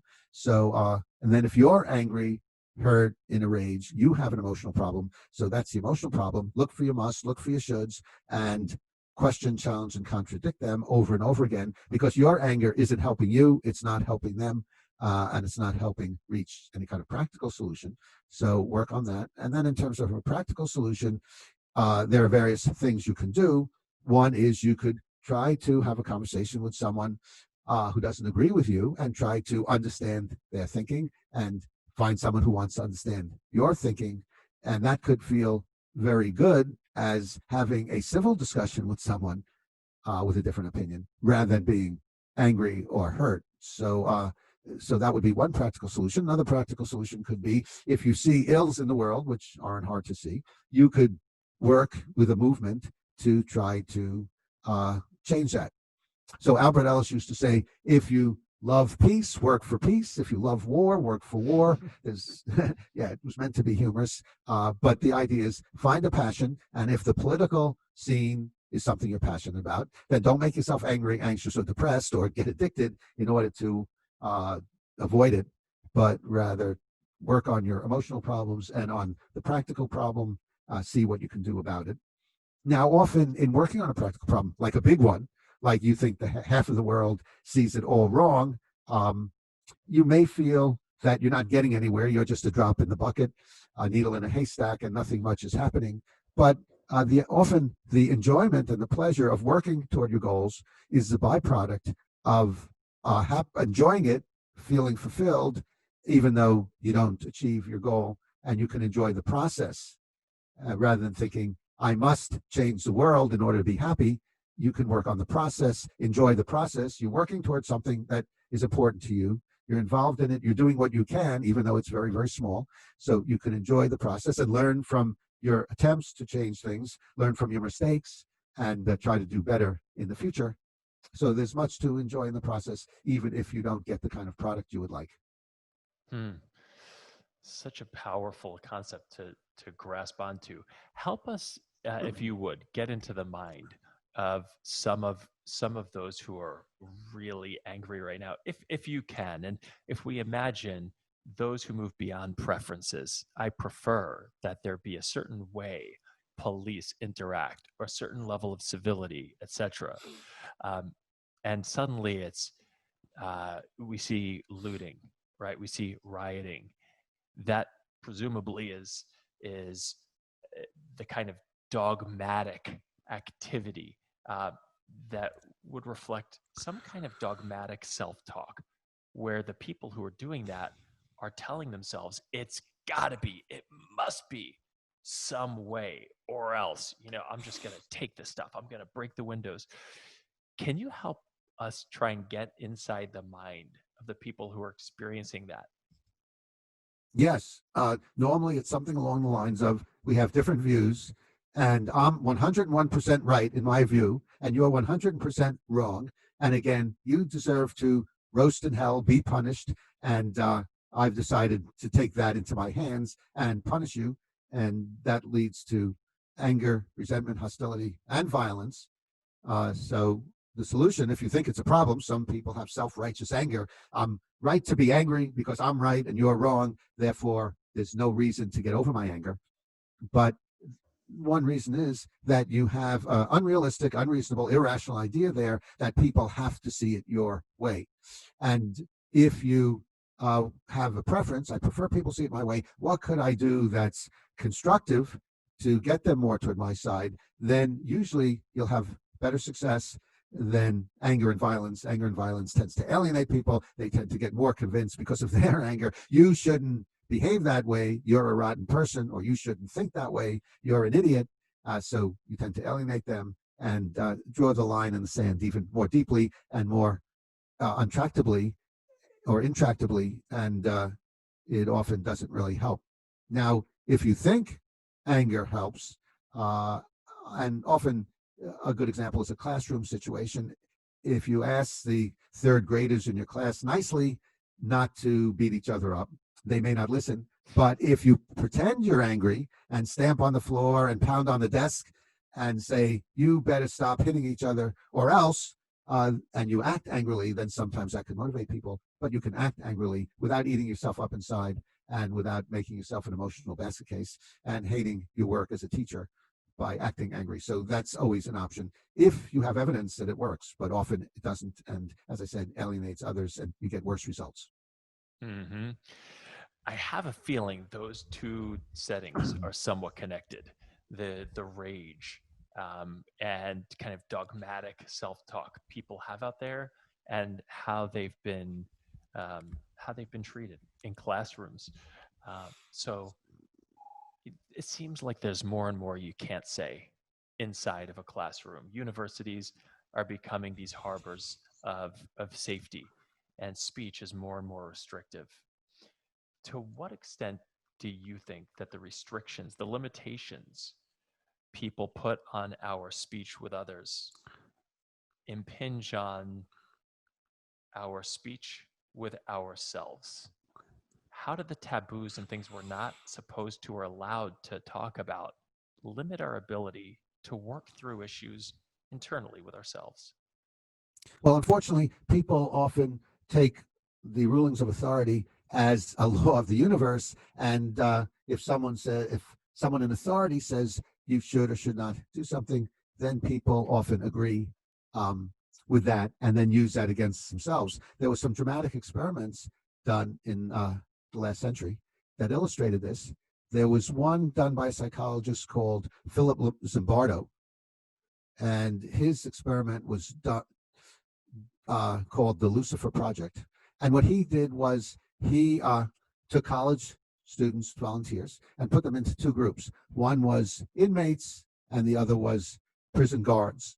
And he proposed this study to them. He said, I'm going to choose half of you randomly to be the inmate. You're going to act the role as the inmate, and the other half of you to be a prison guard. And then he rented out some hotel rooms. And the inmates, you stay in your room and you don't go out. And the prison guards, you just make sure they don't go out.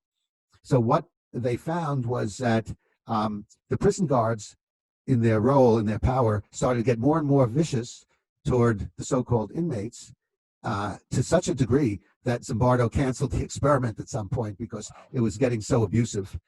So that's an illustration of how when someone's in authority, people easily internalize those ideas of being an authority and lording it over other people, and how suggestible people are. Another experiment was called Obedience to Authority, done by Stanley Milgram. And what he did was he had experimenters and subjects, and he arranged things in such a way that the experimenters believe they were delivering electric shocks to the subjects when they got an answer wrong. And the investigator would say, okay, turn up the voltage because they're still getting it wrong, turn it up even further. And the subjects who are Confederates would yell and scream and say, stop, you're killing me. And some of the so-called experimenters didn't stop and kept turning up the voltage because the investigator, the authority told them to. And so this is a long way to answer your question, Josh, and that is that unfortunately, people tend to bow to authority and internalize some of those ideas, and which often make life worse for themselves and others. In the 60s, there was a slogan and button that said, question authority. So it's always good to ask questions, as we do in the 3-minute exercise at D, what is the evidence? And then think for yourself, and in terms of actions, weigh the pros and cons and do what you think is best. So bowing to authority, whether before thinking it through for yourself and deciding what makes sense to you, usually is not a good idea. And again, questioning, looking for the evidence for what's going on in the world and in yourself is generally very useful. Where can we get those buttons from 60 years ago, 70 years ago? Yeah, I'm sure there are buttons somewhere on the internet where you can get them or have them made. I'm going to look into this one. So it seems like the stakes are ever higher, though we always feel, I guess, like it's now or never. It's the most important time. It's the inflection point in history. But it really feels like the stakes are higher. And it would be so wonderful if people could find a bit more inner peace and could work through issues a bit more harmoniously. I'm imagining the people that are drawn to REBT, to the approach you've outlined here, are solution-oriented. I know that much about myself. I want the solution, I want it now, and I want to move on. What kinds of people does your approach tend to resonate more with? What kinds of people does it tend to resonate less with? That's a very good question. You know, in the early days of doing therapy, I thought that since REBT is more scientifically oriented, it would appeal to more scientifically oriented types. But I've worked with famous artists and writers who are more in the creative area, not the scientific type, who have found this very, very helpful. So I'm more skeptical about knowing in advance what's going to appeal to which people.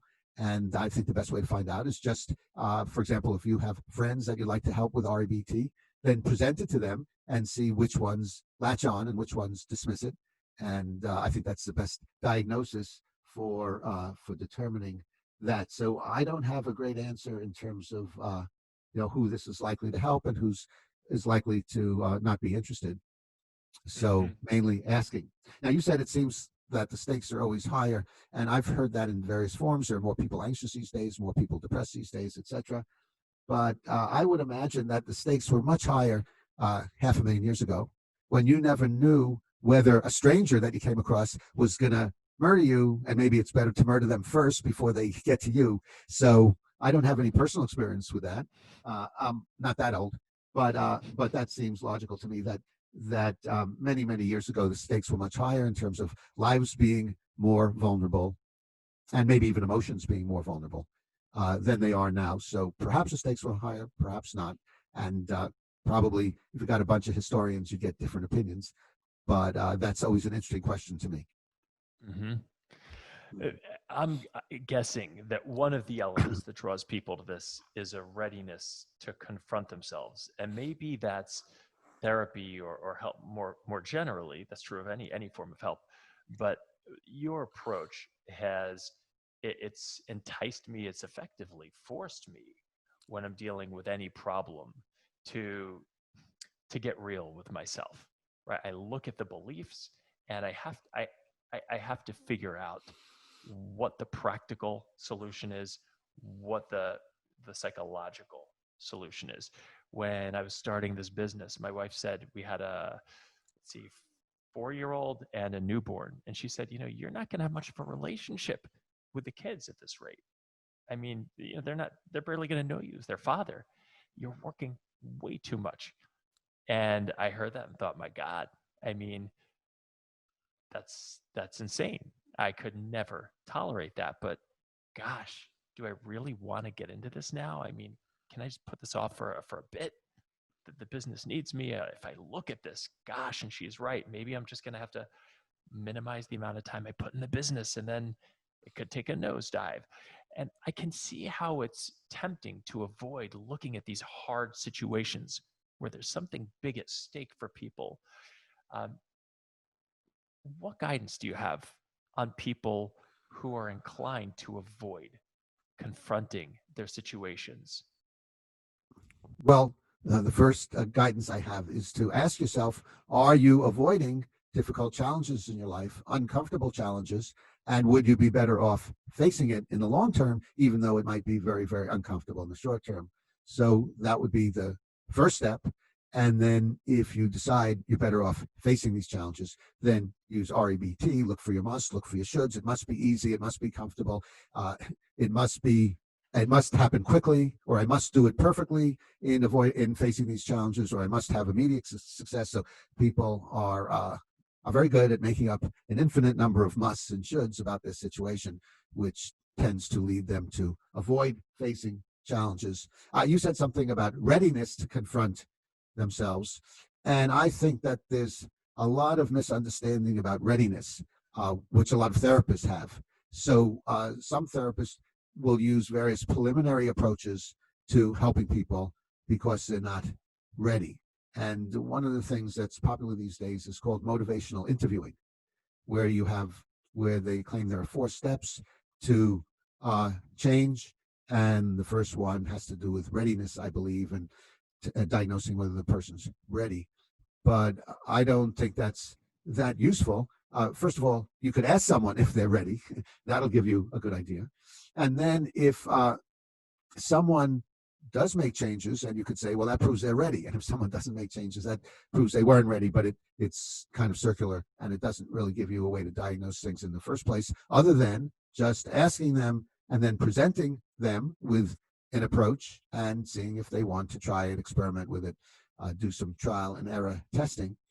And that's the main way to find out readiness without wasting time on preliminaries. So rather than asking if I'm ready to confront myself, I think the better thing to do is confront myself, see if this improves my life, see if I do melt into a puddle because I'm facing discomfort. And often people predict in advance the discomfort will be greater, or the anxiety will be greater than what they actually experience. So there's no test like getting involved.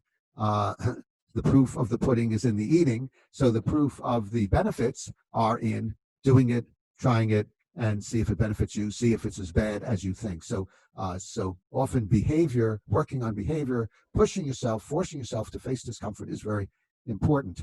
I mentioned earlier, Josh, that there are 3 prongs to effective therapy: the cognitive, the emotive, and the imagery.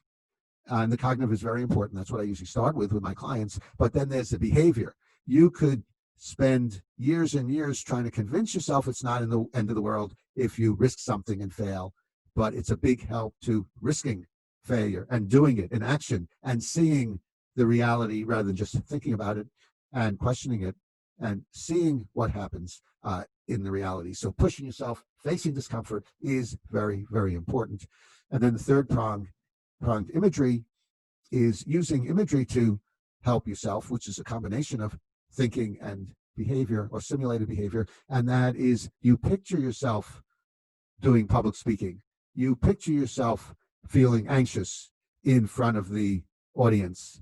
And while picturing yourself, you change that feeling of anxiety that you're feeling and picturing it to just concern, just displeasure, disappointment, and frustration, while saying to yourself, and still picturing that, well, I am anxious. It's not the end of the world. I'll survive. I was anxious the last time I did speaking and I did okay. I'll probably do okay this time. It doesn't make me a bad person if I fall flat on my face doing the public speaking. It just means I did poorly. So you picture yourself feeling anxious in this case while telling yourself rational statements. And there's some good evidence that imagining feared situations could be very helpful. And there were studies done with soccer players where they had two groups. One group of soccer players practiced for a certain amount of time a day, and the other group of soccer players practiced for the same amount of time every day, but they also did the imagery. They pictured themselves practicing, and by various measures, they seemed to improve much more than the group that just did the behavior. So imagery could be very, very effective. So that's another prong in working on your problems. So much to cycle back through here in order to really assimilate what you're sharing. As I'm projecting myself now into the shoes of some entrepreneur, someone running a business, this personality is filled with so much insistence and such a high standard, right? We're going to make this happen. We've got to make this happen. And I think there's a lot of musty language, right? That masturbation. But at the same time, that insistence, I think, can coincide with an acceptance of whatever comes, an acknowledgement, whatever materializes, that they have a preference and they can accept what happens. If you imagine Steve Jobs were here, practicing your philosophy would have made him happier, no doubt. Can say that about anyone. But how would it have impacted his work? Well, I'm afraid, Josh, I don't know much about his personality. Everything had to happen. We must do this. You must ship that out by yesterday. Life at Apple with Steve Jobs was one must after the next. It's the opposite of unconditional acceptance. I will not accept this unless that exacting demand is met. With that kind of mindset, and it's not extraordinarily unusual, it may be extreme, but not so unusual. How can such a business owner anticipate their execution, their performance would be affected by embracing your philosophy? Oh, that's a good question, and that brings up another point that we didn't touch on, and that is the various meanings of must and should, and different disciplines can use the same words with very different meanings. So, for example, the word interest in social psychology means one thing. Affinity to another person is interest, and in finances, interest means a totally different thing. So, same word with very different meanings. So it's the same with must. Must has a psychopathological meaning, which means it's the end of the world if you don't do what you must. You're a bad person. But it also could have a motivational meaning, and that is it's highly preferable you do what I suggest. And so it's a preferential must or should, not an absolute must or should. And the way to tell the difference, or one way, there are many ways, is to see if you are anxious, angry, or depressed when you think in must terms, and if you're not, and if you're just using it to motivate your employees or to express passion, then that use of must is very different than the use of must, which leads to emotional disturbance. So I don't know whether Steve Jobs would have gotten better results if he didn't use must, or if he was emotionally disturbed when his employees didn't do what he thought they must. But there are those two possibilities.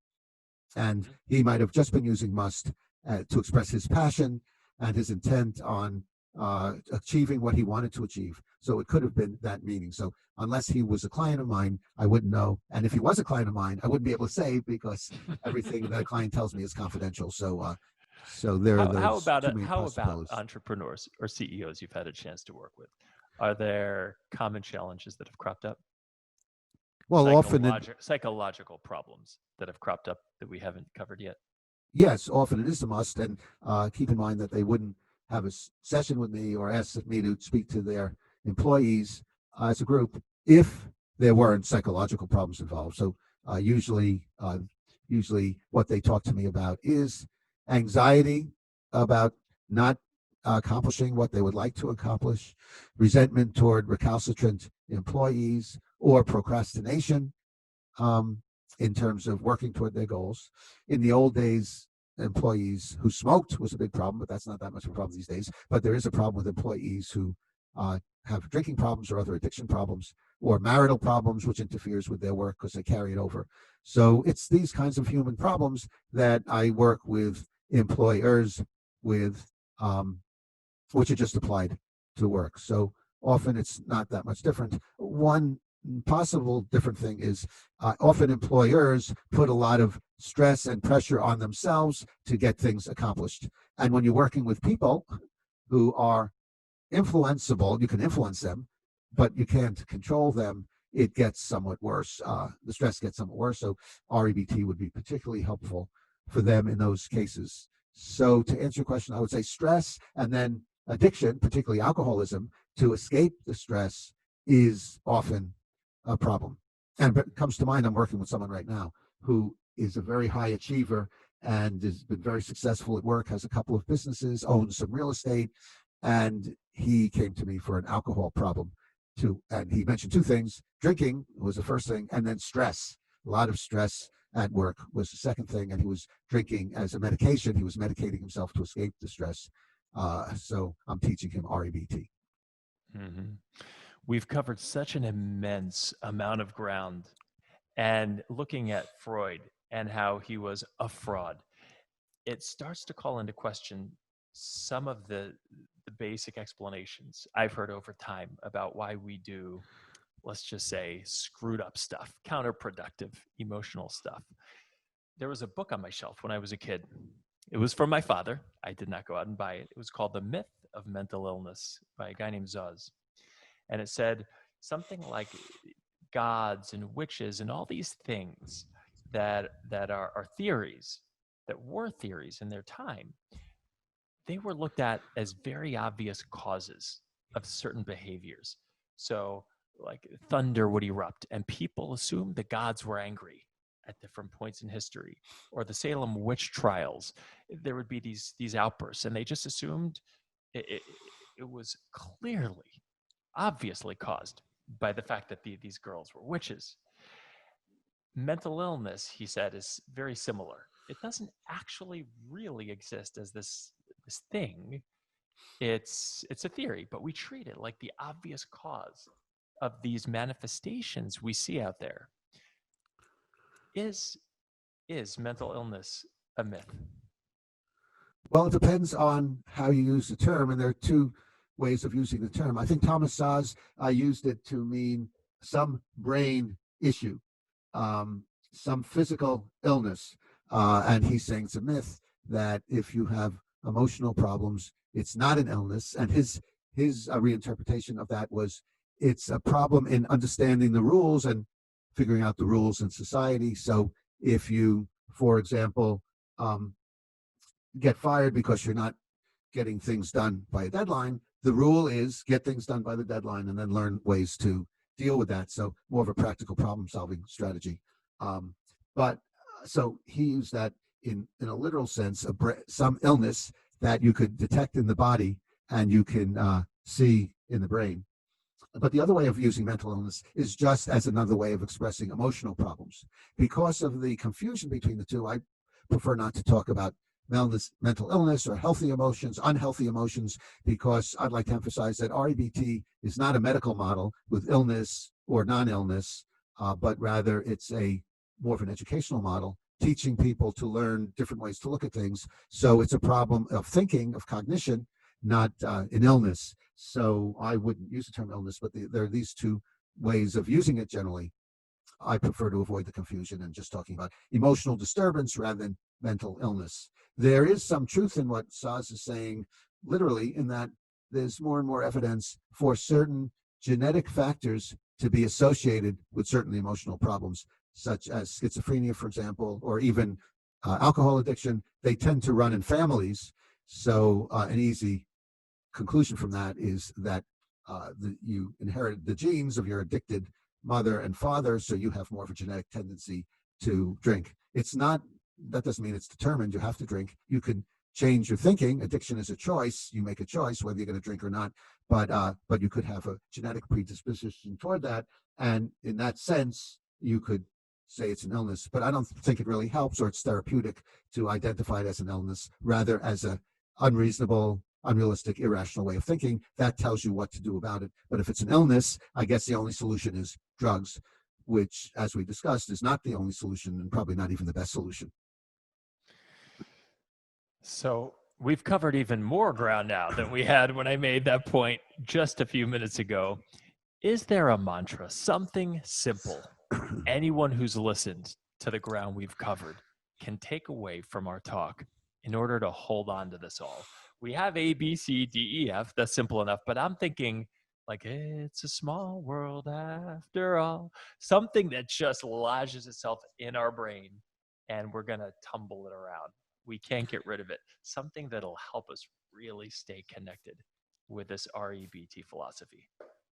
There are various mantras that I suggest to my clients, but they are somewhat individual. For example, I had a client who would eat in response to hunger, and he was 50 pounds overweight, and he had the idea that he had to get rid of his hunger. He had to eat when he felt hungry, and we came up with a mantra, which is, hunger is my friend. So he told himself, hunger is my friend. It's not something to be destroyed immediately by eating. So when he felt hungry, he reminded himself, hunger is doing a good thing, or it's a sign of a good thing, and that is he's not eating compulsively. So hunger is my friend was a very effective mantra in losing weight. Another mantra that people can use if they have a tendency to be depressed and put themselves down is, I'm just a flawed individual. So because putting yourself down says, I'm much worse than a flawed individual.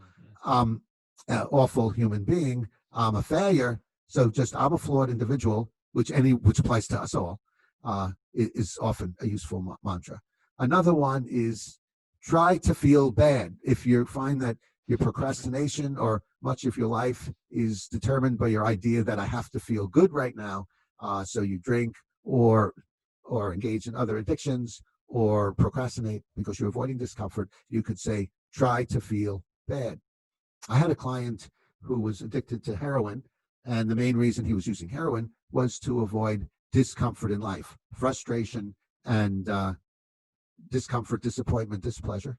So I would tell him at the end of the session as he was leaving, I hope you feel bad this week, because that meant he was facing reality, the harsh reality in his life, rather than feeling good by shooting up.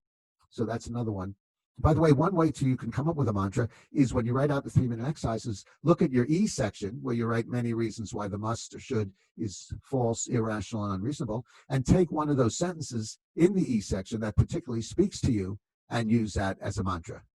For example, it's not the end of the world. As I mentioned earlier, one of the parents I work with trained their young children to think this way, and once in a while the children would say to their father when he was upset, Dad, it's not the end of the world. So that's often a good mantra. It's not the end of the world, no matter how bad things are. It's not the end of the world, and even if you die, it's not the end of the world. The world will go on.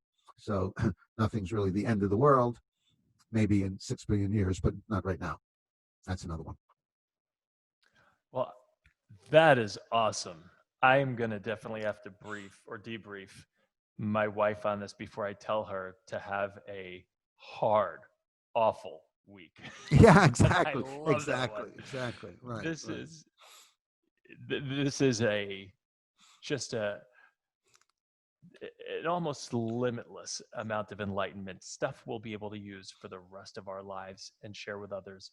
Tremendous thanks for bringing so much to me and our community. I want to share with anyone listening who wants to learn more about Dr. Michael Edelstein. You can go to 3-Minute Therapy with 3 spelled out, THREE, 3minutetherapy.com. On Twitter, you're 3min, M-I-N, therapy.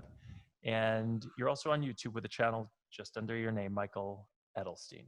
Actually, the channel that I've been working on more these days is called the REBT Advocates, and I have over 100 episodes applying REBT to different issues. The last episode is a wonderful one with a client. The client was on as a guest with me and my REBT partner, Tommy Bateman, and he came on and he talked very highly about how REBT helped him with obsessions. He was plagued with various obsessions for much of his life, and REBT has helped him dramatically because he's worked very hard at it. So that's on the REBT Advocates. Also, I have a Psychology Today blog, psychologytoday.com, and it's called The 3-Minute Therapist. And I do remote sessions, phone, Skype, FaceTime, and Zoom. And I also have practices in in-person practices in San Francisco and in Tiburon. So those are always options. And if you have any questions about anything Josh and I discussed, feel free to email me, Dr. Edelstein at 3minutetherapy.com. Go to my website and pose a question there. Or you could call me. My phone number is on my website, and I'll be happy to answer your questions. Michael, I hope you have a terrible week ahead, but a great Thank year you. ahead. Tremendous thanks.